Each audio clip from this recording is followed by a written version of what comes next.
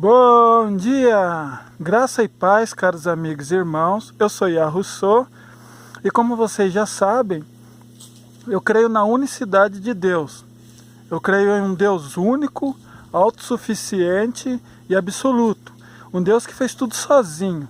Eu creio em um Deus que não precisou de ajuda, não precisa e jamais precisará de ajuda para concretizar qualquer um que seja dos seus empreendimentos. Ele é capaz de resolver tudo sozinho mesmo. Então, esse Deus único, ele se manifestou como Pai na criação. Enquanto ele criava ali, ele era o Pai.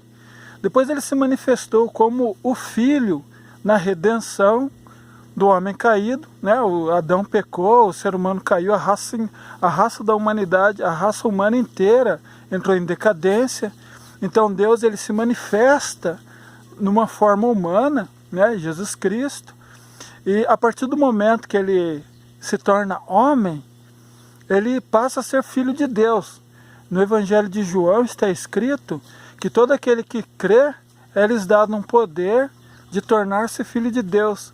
E quem creu mais em Deus do que o próprio Jesus Cristo, do que o próprio Deus? Então, quando ele se torna humano, ele se torna filho de Deus. E depois, no dia de Pentecostes, ele se manifestou novamente, mas agora na forma do Consolador. Ele é o Espírito Santo que habita em nós.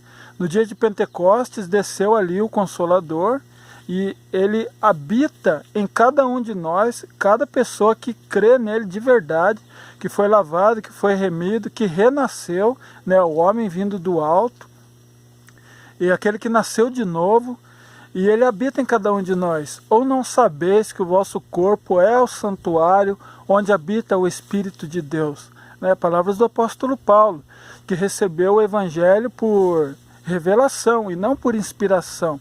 Existe uma diferença aí. Esse assunto, nós vamos tratar ele mais para frente. Por enquanto, vamos lá. No meio cristão, existem três doutrinas principais, três crenças principais. Vamos dizer assim, a unicista, né, que crê na unicidade de Deus, que é o meu caso, crê que Deus é um e que fez tudo sozinho, ele se manifestou em épocas diferentes para resolver coisas distintas. Existem os unitaristas, que eu posso dar como exemplo Testemunhos de Jeová. Eles creem em dois Deus, né? Se você tiver alguma dúvida quanto a isso, você pode pegar a tradução bíblica deles. Eles têm uma tradução própria, e você vai ler lá no Evangelho de João, e você vai ver que está escrito assim: no princípio era a palavra estava com Deus, e a palavra era, abre parênteses, um Deus, fecha parênteses. Se você continuar lendo, você vai ver que esse um Deus é Jesus Cristo. Então, Jeová, que é o Deus das Testemunhas de Jeová, ele está sentado no trono, e ao seu lado existe um Deus. Ou seja, se do lado do Deus Todo-Poderoso existe um Deus, é óbvio, são dois deuses. Então, toda a doutrina que crê em dois deuses, toda a crença em dois deuses, é chamada de unitarista. E existe também os trinitarianos. Eu posso citar como exemplo os adventistas. Eles creem na Trindade, a Trindade Santa, a Trindade Divina, a Divina Trindade, que é constituída pelo Pai, o Deus Filho e o Deus Espírito Santo, que seria o Deus, né, Jesus Cristo e o Espírito Santo, a primeira, segunda e terceira pessoa da Trindade. Bom, existe um problema, porque a Bíblia, ela fala de um único Deus. Então, como dizer que eles são três? Então, eles dizem que eles são três, são distintos, né? São pessoas diferentes, mas eles ao mesmo tempo são um, inclusive para não negar que Deus é um. Então, é uma coisa assim complicada de se entender, né? Muitos deles admitem que não entendem a Trindade, mas não é para entender, é para crer, segundo os trinitarianos. Então, eu fiz essa abordagem dessas três definições aí, unicistas, unitaristas e trinitarianos, né? Mas existem muitas outras. Mas dentro do meio cristão, essas três são as assim predominantes, né?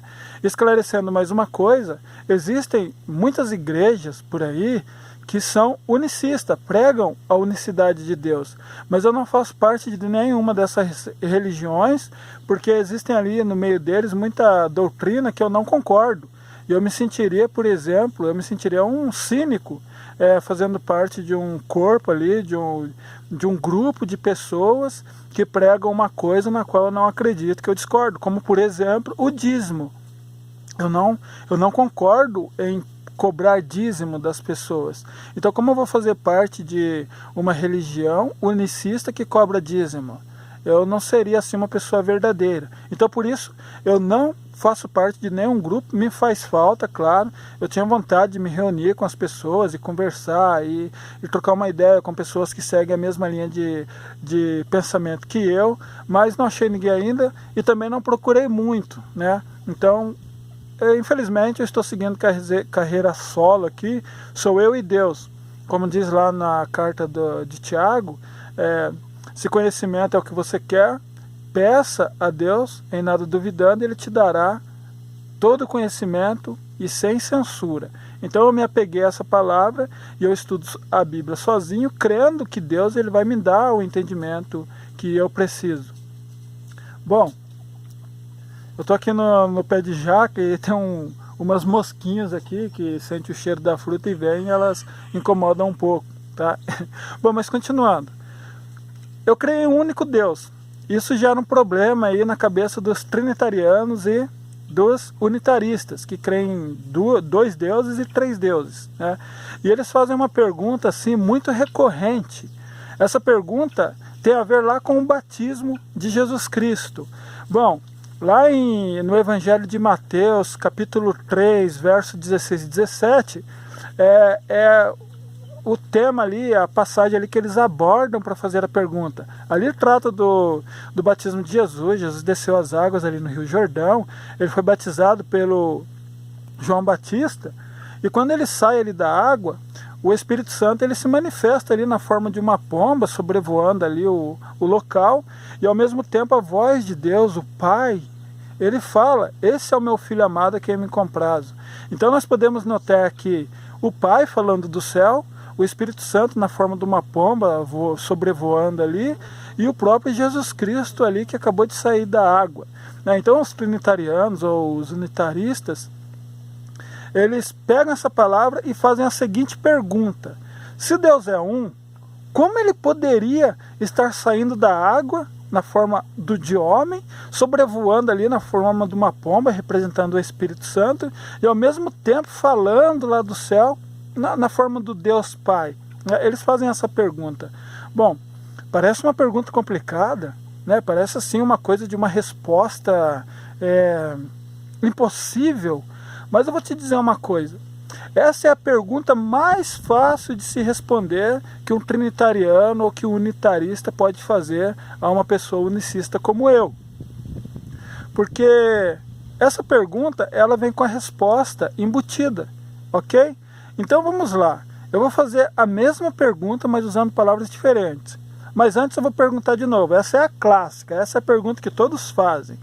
Se Deus ele é um, como ele poderia estar saindo da água, sobrevoando ali e falando lá do céu ao mesmo tempo, né? Essa é a pergunta clássica. Então eu vou fazer a mesma pergunta, mas com palavras diferentes. Vamos lá. Se Deus ele é onipresente, como ele poderia estar saindo da água, sobrevoando ali na forma de uma pomba, representando o Espírito Santo, e falando lá do céu ao mesmo tempo, representando o Pai? Vocês perceberam que a resposta já veio na pergunta? Vou perguntar de novo, a mesma pergunta, mas com palavras diferentes novamente. Se Deus ele é onipresente, ele pode estar em todos os lugares ao mesmo tempo, como ele poderia estar em 3 lugares ao mesmo tempo? Você percebeu como que a própria pergunta já tem a resposta embutida? É só você mudar ali as palavras, né? A resposta é a onipresença de Deus. Se você crê que Deus ele pode estar em todos os lugares ao mesmo tempo, se você crê que Deus ele pode habitar em todos os cristãos ao mesmo tempo, se você crê que o vosso corpo é o santuário onde habita o Espírito Santo de Deus, então você crê que Deus ele pode estar em todos os lugares ao mesmo tempo. Ele pode estar aqui comigo nesse momento em que eu vos falo. Ele pode estar lá no Japão, ele pode estar na China, ele pode estar na Rússia. Onde houver um cristão que é o santuário, Deus habita nele. Então ele está em todas as partes do mundo ao mesmo tempo. Então você acha um absurdo Deus estar em 3 lugares ao mesmo tempo?